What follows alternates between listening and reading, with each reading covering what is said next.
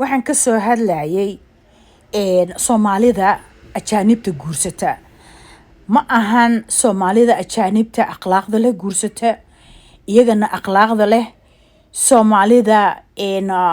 ajaanibta muslimiinta guursata ma ka hadlayay waxaan ka hadlaa hadalkayga si fiican u dhageysta because dad waxaan arkayaa oo xasaasi galooyo oo xasaasi noqonayo I don't care whatever xasaasi noqonayo aniga waxaan ka hadlayaa dadka Soomaalida ama dumar ha ahaado ama rag ha ahaado in ay guursadaan ajaanib oo wali xataa ajaanibkaas muslim aan ahayn oo diin haysanin wuxuu doona haysa laakiin muslim aan ahayn na kama hadlaayo laakiin midka aan afkiisa laga baxsanaynin oo anaga dib noogu soo noqonayo walaal macaan waad guursan kartaa ajaanib ama muslim ha kuu ahaado ama gaal ha kuu ahaado wuxuu doono ha kuu ahaado waa istikhyaarkaaga waa qadartaadii waa calafkaagii Allah ayaa kuu qadaray waa choicekaagii kama hadlaayo qaraarna igama hayo intaan faarax haysto faarax aan igu dhaqan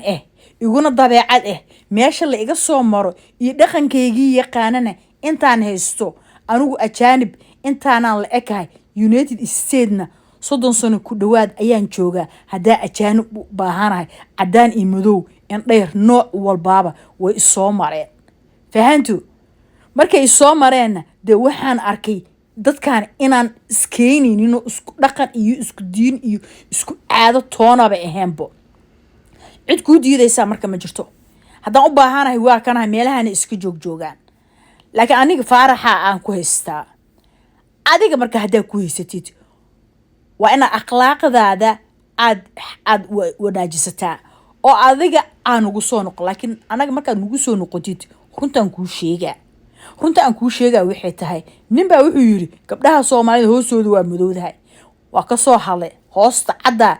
darajada ay leedahay waa ka soo hadlay hoosta madowna darajadeeda waa ka soo hadlay laakiin holofolof waa yiri holofolofka raba inaan ka hadlo walaal macaan gabadha Soomaaliyeed haday wiil ay wada sheekeysanayaan xitaa haday 100 wiil ay wado ay la sheekeysanayso ma ahan mid macsiyeysanayso zinaysanayso halba wiilkii ka hor yimaado caawa maaragtay maxal dhaha darsanayo wadaanta ma ahan laakiin gabadha ajaanibta